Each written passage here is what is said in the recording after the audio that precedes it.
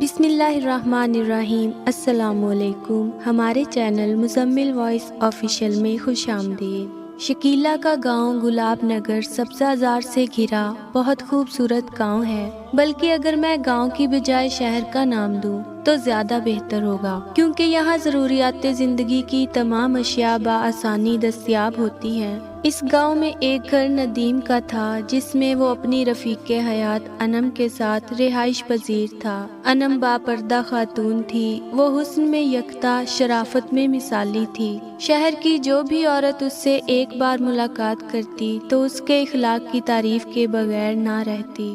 انم کی گہری اور پکی سہیلی شکیلا تھی، جس سے انم بغیر کسی ہچکچاہٹ کے دل کے راز اور وہ باتیں جو وہ دوسروں سے شیئر کرنے سے کتراتی تھی بآسانی کر لیتی۔ انم کی شخصیت دوسروں سے منفرد تھی۔ انم کے گھر جب بھی شکیلا جاتی تو ہر دفعہ حیران ہوئے بغیر نہ رہتی، کیونکہ انم کے گھر میں ایک مسحور کن خوشبو پھیلی رہتی جو دماغ کو فرحت بخشتی۔ کئی مرتبہ شکیلا نے انم سے خوشبو کی انفرادیت کی وجہ جاننا چاہی، مگر وہ حقیقت پر پردہ رکھتی اور ہمیشہ ٹال مٹول سے کام لیتی۔ شکیلا کو انم کے فریج سے بے موسم کے پھل ملتے، جن کا جواب بھی وہ کبھی تلاش نہ کر پائی۔ ایک دن جب وہ انم کے گھر آئی تو تقریباً حواس باختہ ہو کر اچھل پڑی، کیونکہ اس نے دیکھا کہ انم کے روبرو ایک بہت ہی زہریلا اور ڈراؤنا سانپ بیٹھا ہوا تھا۔ انم بھی اس سانپ کی آنکھوں میں آنکھیں ڈالے آس پاس سے بے خبر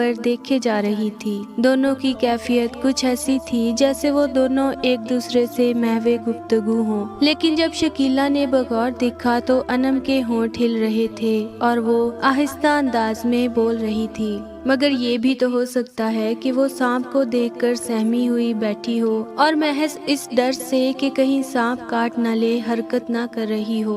اس خیال کے آتے ہی شکیلا نے ایک ڈنڈا جو کہ پاس ہی پڑا تھا اٹھایا اور اس سانپ کو مارنے کے لیے آگے بڑھی، مگر انم نے ہاتھ کے اشارے سے اسے اس عمل سے باز رہنے کا اشارہ کیا۔ تعمیل حکم کی خاطر شکیلا نے ہاتھ میں پکڑا ڈنڈا پھینک دیا۔ اب سانپ نے اپنی حیت بدلنی شروع کر دی اور کچھ ہی پل کے بعد وہ انسانی روپ میں تھا۔ یہ کوئی 30 سال کا جوان تھا جس کا حسن آنکھوں کو خیرہ کیے جا رہا تھا۔ یہ دیکھ کر شکیلا کے منہ سے ایک عجیب آواز برآمد ہوئی تو انم نے بروقت اس کے منہ پر ہاتھ رکھ کر اسے خاموش کر دیا۔ شکیلا کی آواز سنتے ہی سانپ اب غائب ہو گیا تھا۔ شکیلا کی سوالیہ نظروں کا مفہوم انم سمجھ چکی تھی۔ اب سوائے اسے اپنا ہمراز بنانے کے اور کوئی چارہ کار نہ تھا۔ اس نے اب تک اس راز کو چھپائے رکھا، مگر اب جب کہ اس پر حقیقت آشکار ہو چکی تھی، کوئی ایسا جواز نہ تھا جو اسے روکے رکھتا کہ وہ اسے صورتحال سمجھائے۔ اس نے بتانا شروع کیا،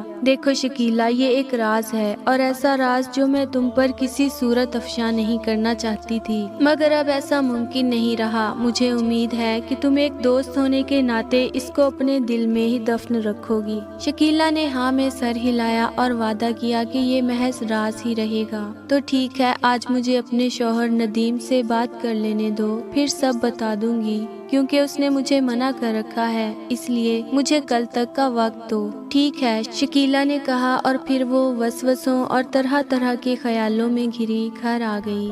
رات اس کی جیسے کانٹوں پر سو کر گزری۔ ساری رات اس کا ذہن اس ناقابل فراموش واقعے پر اٹکا رہا۔ اگلے روز وہ صبح سویرے ہی اصلیت جاننے کے لیے انم کے گھر گئی، مگر دروازے پر اس کے قدم رک گئے۔ اس نے کان لگا دیے۔ اندر انم اور ندیم کسی بات پر بحث کر رہے تھے، کیونکہ انداز گفتگو ایسا ہی تھا۔ اسے یہ جان کر حیرت ہوئی کہ گفتگو کل کے راز کے بارے میں تھی۔ انم سے ندیم مخاطب تھا، دیکھو انم، اپنا راز کسی کو نہ بتاؤ، ورنہ کوئی بڑی مصیبت کھڑی ہو سکتی ہے جس کا سامنا کرنے کی نہ تم میں ہمت ہوگی اور نہ ہی مجھ میں۔ اس لیے یہ بچکانہ ضد چھوڑ دو۔ وہ جان لیں گے کہ ہم انسان نہیں ہیں، پھر ہمیں اس دنیا سے بے دخل کر دیا جائے گا، اور تمہیں یہ بھی معلوم ہے کہ ہم پر کیا گزری ہے اور کیا گزر سکتی ہے، جبکہ تمہیں یہ بھی پتا ہے کہ ہم ہم دونوں کس طرح چھپ چھپا کر اپنا وقت گزار رہے ہیں۔ ہماری جان کے لالے پڑ سکتے ہیں، اور اگر تمہیں پورا یقین ہے کہ وہ بہتر ہمراز ثابت ہو سکتی ہے تو کوئی مذائقہ نہیں۔ شاید کہ وہ مزید بات کرتے، مگر آہٹ نے انہیں متوجہ کیا۔ اب وہ دونوں چپ ہو گئے، جیسے انہیں سانپ سونگھ گیا ہو۔ پھر ندیم اٹھا اور باہر چلا گیا۔ شاید وہ اس گفتگو کا حصہ نہیں بننا چاہتا تھا۔ انم نے بتانا شروع کیا،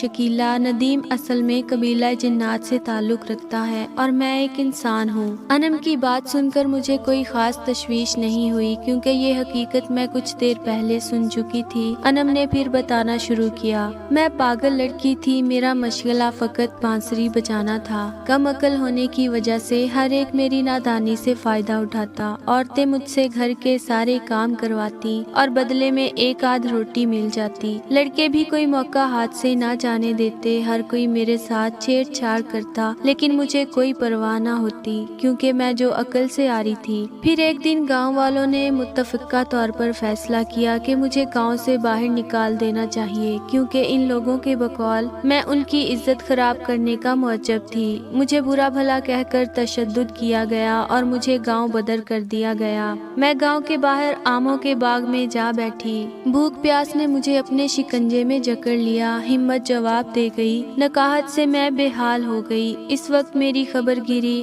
صرف اللہ کی ذات کرتی تھی۔ ہوش آواز سے بے گانہ پڑی رہی، لیکن بانسری بجانے کا میرا عمل نہ رکا۔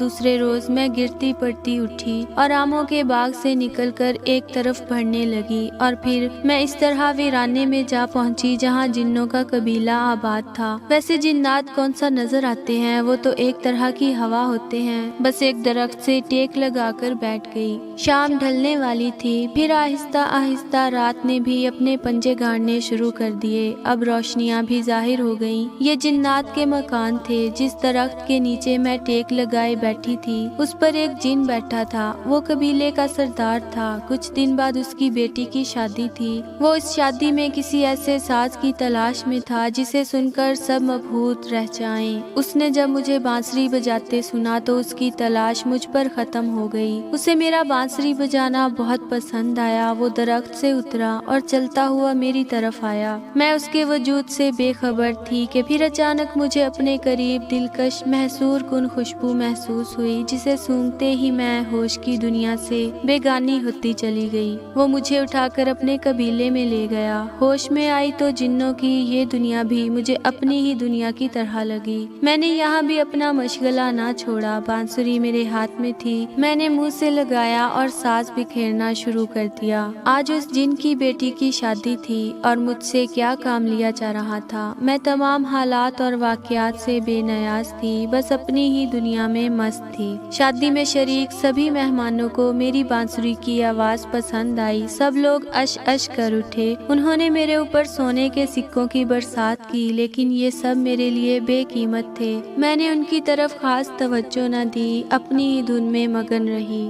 بارات میں شریک ایک جن میری سادگی دیکھ کر دنگ رہ گیا، کیونکہ میں ان سب سے بے رغبتی برت رہی تھی۔ میری اداسی اس کو بھا گئی۔ شادی کے بعد وہ مجھے ایک جگہ لے گیا تھا۔ اس نے مجھے سامنے بٹھایا اور پیار کا اظہار کرنے لگا۔ میں بس ہوں ہاں کرتی رہی۔ اسے میرا انداز گفتگو مشکوک کر گیا۔ وہ مجھے لے کر جنوں کے ایک بڑے عامل کے پاس گیا تو عامل نے میرے پاگل پن کا انکشاف کیا۔ تو اس رحم دل جن نے عامل سے درخواست کی کہ وہ مجھے ٹھیک کر دے۔ چنانچہ میرا علاج شروع ہو گیا۔ میں رفتہ رفتہ ٹھیک ہونے لگی۔ جب میں مکمل صحت یاب ہو چکی، تب مجھے خبر ہوئی کہ میں انسانوں کے درمیان نہیں ہوں بلکہ جنوں کی دنیا میں ہوں، اور ایک رحم دل جن نے میرا علاج کروایا ہے، اور مجھ دکھیاری پر رحم کھاتے ہوئے جس نے علاج کرایا ہے وہ ندیم ہے۔ اس نے مجھے ایک جگہ چھپا کر رکھا ہوا تھا اور میری ذات کا علم اسے یا علاج کرنے والے عامل جن کو تھا۔ اس نے میرا علاج تو کروا دیا، لیکن میرے دل میں جگہ نہ بنا سکا۔ میں اس بات سے خوف زدہ تھی کہ میں ایک جن کے ساتھ ہوں۔ چند اور جنات کو بھی محسوس ہو گیا کہ ایک انسان ہم میں موجود ہے۔ انہوں نے مجھے اس دنیا سے باہر نکالنے کا تہیہ کر لیا۔ پھر ایک رات جب میں اکیلی تھی، 5 جن آئے۔ ندیم اس جگہ موجود نہیں تھا۔ انہوں نے مجھے اٹھایا۔ میں خوف زدہ تھی۔ ایک ڈر تھا کہ کہیں یہ مجھے مار نہ ڈالیں۔ ادھر ندیم کو بھی بھی کسی طرح پتہ چل گیا کہ میرے ساتھ کیا حادثہ ہونے والا ہے۔ وہ فوراً سے پہلے ان کے سامنے آن کھڑا ہوا اور گڑ گڑاتے ہوئے اس نے ان سب سے التجا کی کہ وہ مجھے نقصان نہ پہنچائیں، وہ مجھے انسانوں کی دنیا میں چھوڑ دے گا۔ یہ سن کر ان جنات نے مجھے کچھ نہ کہا اور ندیم کی بات مان کر وہ واپس چلے گئے۔ وہ مجھے وہاں سے پھر ایک جگہ لے گیا۔ میرے دل میں بھی اس کے لیے ہمدردی ہونا شروع ہو گئی اور میں بھی اس سے پیار کرنے لگی، البتہ اس واقعے سے بہت ڈر گئی تھی۔ میں نے ندیم سے کہا، مجھے اس دنیا میں نہیں رہنا، پلیز انسانی دنیا میں مجھے چھوڑ دو۔ ندیم میری کیفیت سمجھ گیا۔ اس نے اس معاملے میں اپنے باپ سے بات کی۔ اسے امید تھی کہ شاید اس کا باپ اس کی مدد کرے گا اور ہم دونوں کی شادی کروائے گا، مگر اس کے باپ نے اس ڈر سے کہ کہیں کوئی انہونی نہ ہو جائے سیدھا بڑے سردار کے پاس گیا اور سب کچھ بتا دیا۔ یہ سن کر سردار بہت برہم ہوا کہ ایک انسان اور ایک جن کا ملاپ ممکن نہیں، کیونکہ آگے نسل کا معاملہ درپیش ہوگا، اور پھر سردار جن نے ندیم کے باپ کو سخت الفاظ میں تنبیہ کی کہ ندیم مجھے چھوڑ دے، مگر ندیم نے سردار کی بات ماننے سے انکار کر دیا اور سرے عام سب کے سامنے کہا کہ میں اس لڑکی انم سے ہی شادی کروں گا۔ ندیم کی بات سن کر سب میں اشتعال پھیل گیا اور پھر ہم دونوں کو جیل میں ڈال دیا گیا اور بہت سخت اور کڑی سزائیں دینا شروع کر دی۔ ندیم کی محبت پاکیزہ اور حقیقی تھی۔ وہ اپنی ضد پر اڑا رہا، لاکھ جتن کے بعد وہ ہمیں جدا نہ کر سکے۔